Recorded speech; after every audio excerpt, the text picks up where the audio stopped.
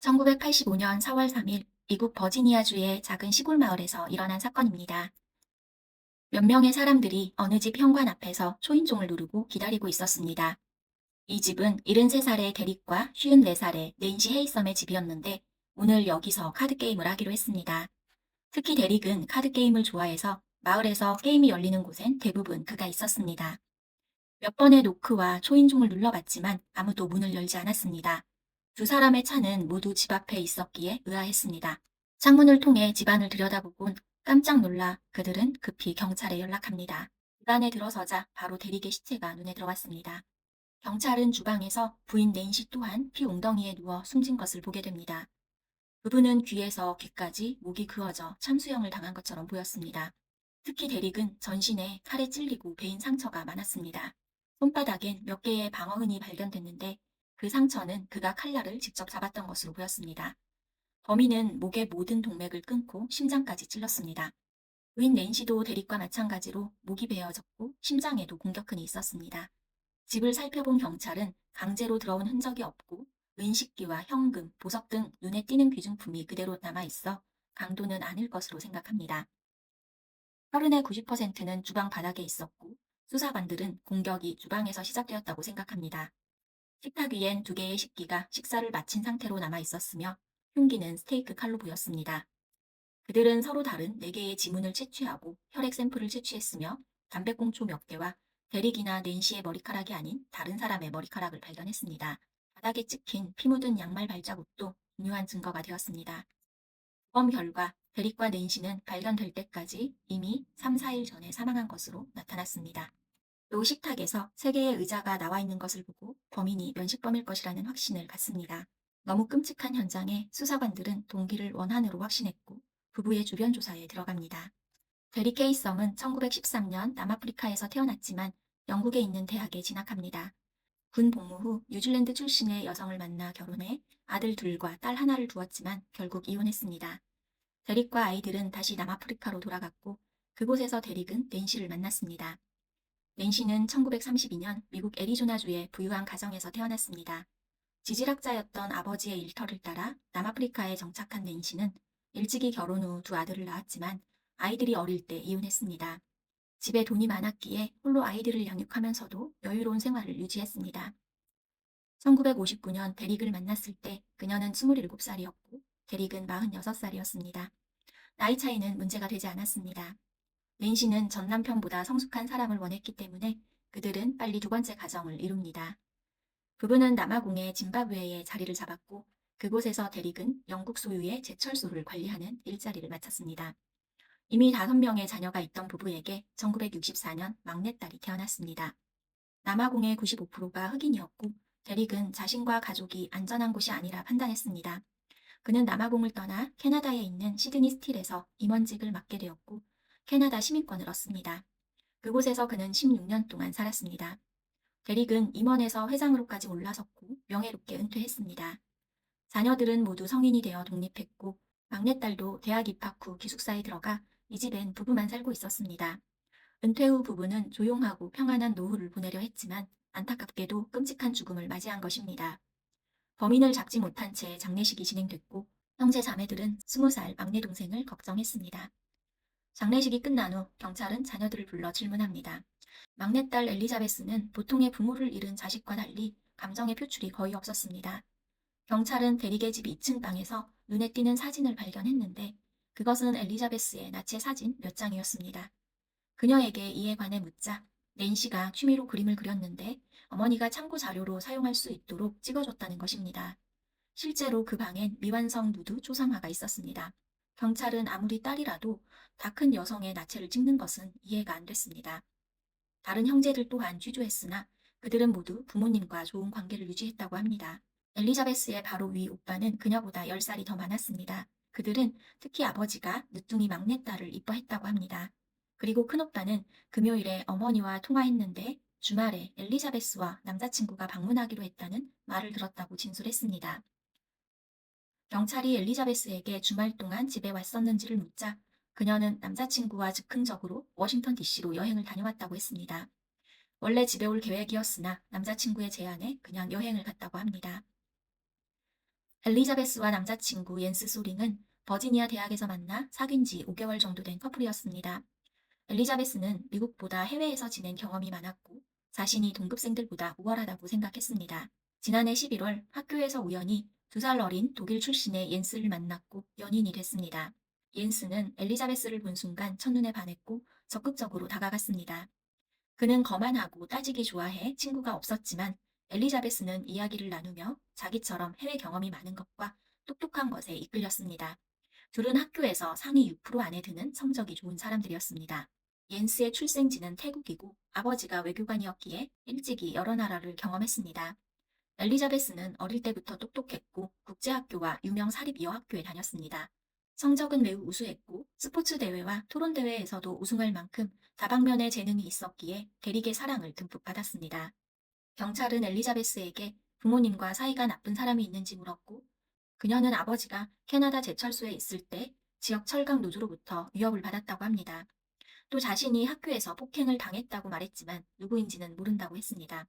엘리자베스는 아버지에게 원한을 품은 사람이 자신에게 해코지한 것 같다고 주장했습니다. 당시 엘리자베스는 영국에서 유학 중이었고 해외까지 가서 어린 학생에게 보복한다는 것은 믿기 어려웠습니다.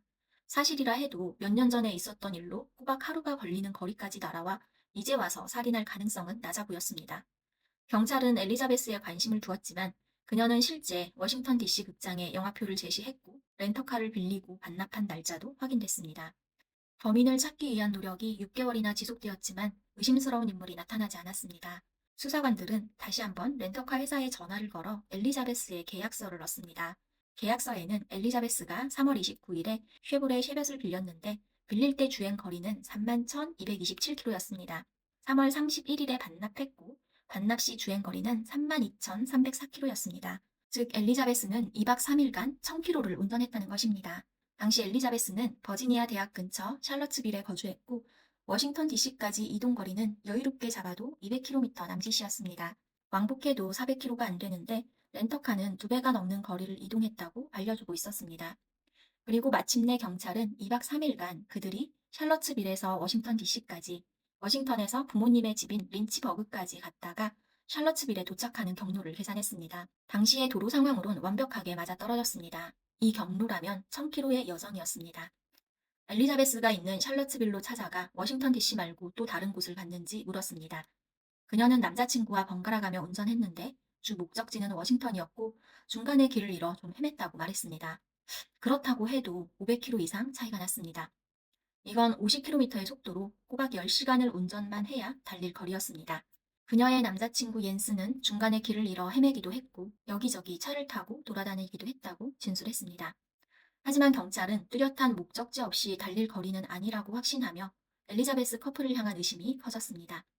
옌스에게 지문과 발자국, 혈액 샘플을 제공해달라고 요청했으나 그는 거부했습니다.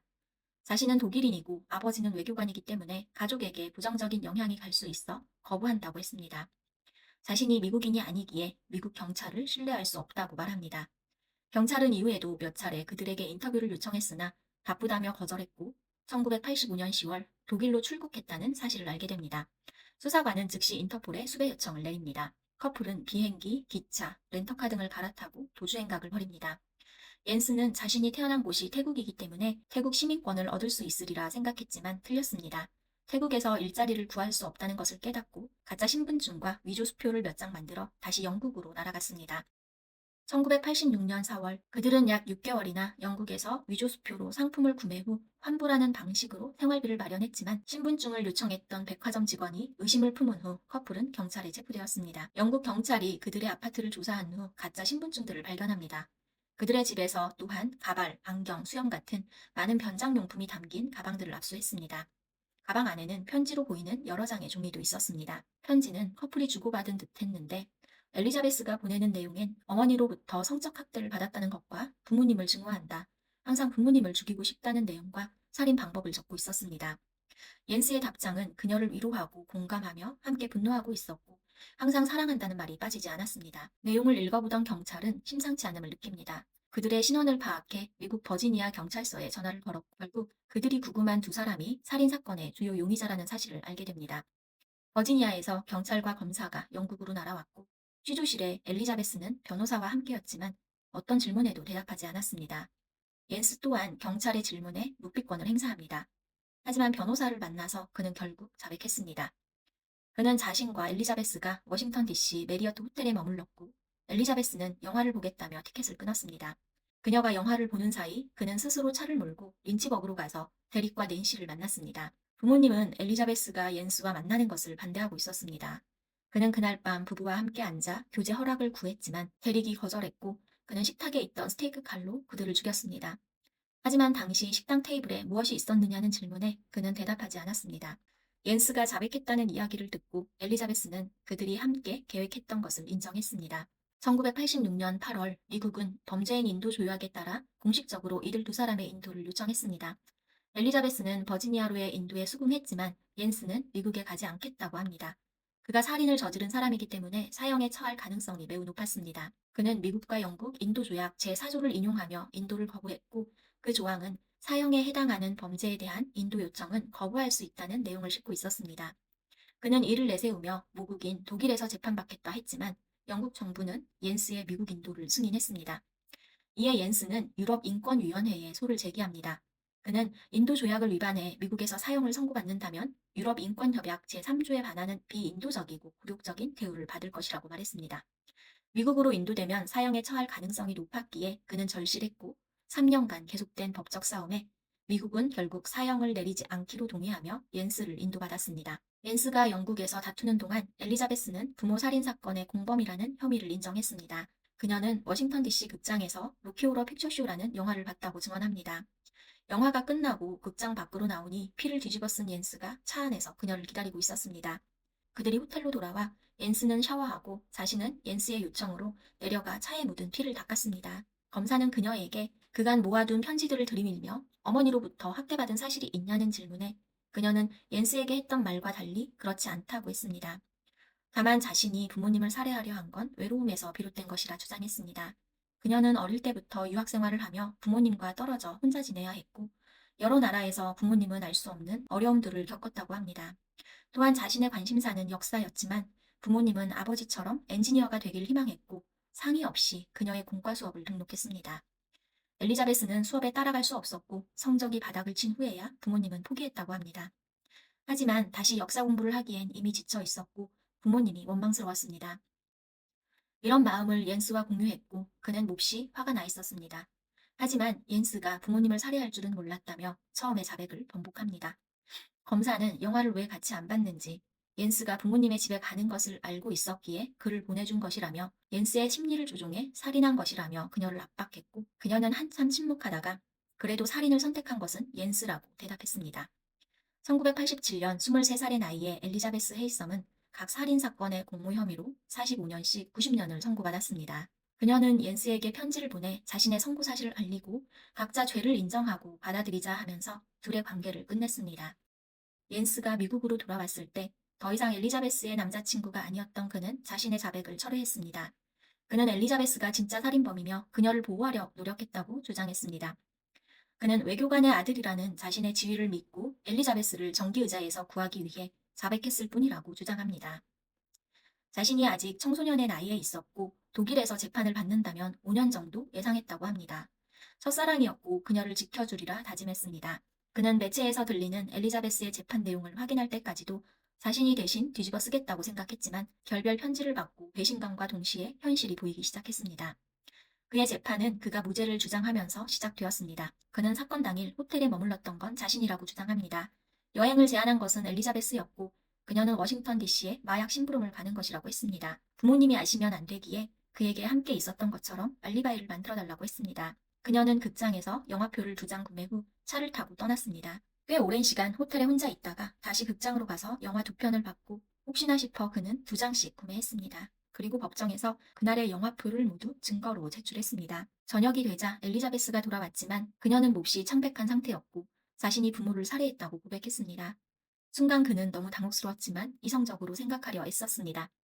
하지만 사랑에 너무 눈이 멀어 18살이었던 자신은 아직 미성년이었고 국적이 독일이었기 때문에 독일에서 미성년의 형량은 최대 10년형이었습니다. 그는 아버지의 외교관 지위를 이용해 5년 정도면 징역을 살고 나와 다시 만나자는 약속을 했습니다. 엘리자베스는 이를 받아들였고 최대한 그날 밤 부모님 집에서 있었던 일을 옌스에게 알려주었습니다. 옌스는 자신은 결백하며 이것이 진실이라고 주장했습니다. 엘리자베스를 사랑했지만 그녀의 부모님을 죽일 이유도 생각도 전혀 없었다고 말합니다. 그의 변호팀은 엘리자베스가 한 명 이상의 공범과 함께 살인을 저질렀을 것이라 주장합니다. 현장에선 그녀의 담배꽁초와 혈흔, 지문 모두 나왔지만 단지 그녀가 그 집에 살았던 인물이라서 증거에서 배제되었다고 말합니다. 검찰은 그간의 자백과 현장에서 발견된 O형 혈액이 옌스의 혈액형과 일치하고 양말 발자국의 크기와 발가락의 벌어진 모양이 동일한 점을 증거로 들었습니다. 단 4시간의 심의 끝에 12명의 배심원단은 만장일치로 옌스에게 유죄 판결을 내렸습니다. 그는 결국 2건의 1급 살인으로 종신형을 선고받습니다. 옌스는 감옥에서도 무죄를 주장하는 인터뷰를 했으며 계속해서 언론 매체에 자신의 무죄를 알리려 했습니다. 그는 여러 번의 항소를 신청했으나 모두 기각당했습니다. 일관되게 무죄를 주장했고 그의 무죄를 믿는 사람들이 생겨났습니다. 지지자들의 지원으로 자신의 이야기를 담은 책을 펴내기도 합니다. 그의 이야기는 독일 대통령도 관심을 갖게 만들었습니다. 반면 엘리자베스는 선고를 덤덤히 받아들였고 감옥에 들어간 후 자신의 이야기를 어느 누구에게도 하지 않았습니다. 그녀는 조용히 모범수처럼 지냈고 오랜 시간 동안 여러 번의 가석방 기회를 얻었습니다. 그녀는 더 이상 남을 해치지 않을 것으로 여겨졌지만 대리의 아들들은 그녀는 방조자가 아니라 분명 사건 현장에 있던 공범이라며 그녀를 석방해선 안 된다고 반대 서명을 했습니다. 만약 그날 옌스 혼자서 부모님의 집을 방문했다면 부모님은 집 안으로 들이지 않았을 것이라고 합니다. 2019년 11월 버지니아주 주지사는 옌스의 무죄를 인정하는 것은 아니지만 그가 오랜 시간 수감되었기에 석방한다고 발표했습니다. 옌스가 석방되면서 그보다 낮은 혐의의 엘리자베스 역시 석방돼야 했습니다. 둘은 각자의 모국으로 돌아가야 한다는 조건 아래 당시 55살이었던 엘리자베스는 캐나다로 추방되었고 53살이었던 옌스는 독일로 추방당했습니다. 자유를 얻고 고국으로 돌아왔음에도 불구하고 옌스는 계속 무죄를 주장하고 있습니다. 완전한 사면을 위해 주지사에 사면 청원서를 보내고 넷플릭스와 계약해 자신의 이야기를 하기도 했습니다. 그는 자신이 한 실수 중 가장 큰 것은 영국에서 했던 거짓 자백이라고 했습니다. 그것은 치명적으로 자신의 인생을 망친 실수였다고 하며 옌스는 여전히 엘리자베스가 부모님 집으로 차를 몰고 가서 부모님을 살해한 것이라며 완전한 사면을 요청하고 있습니다.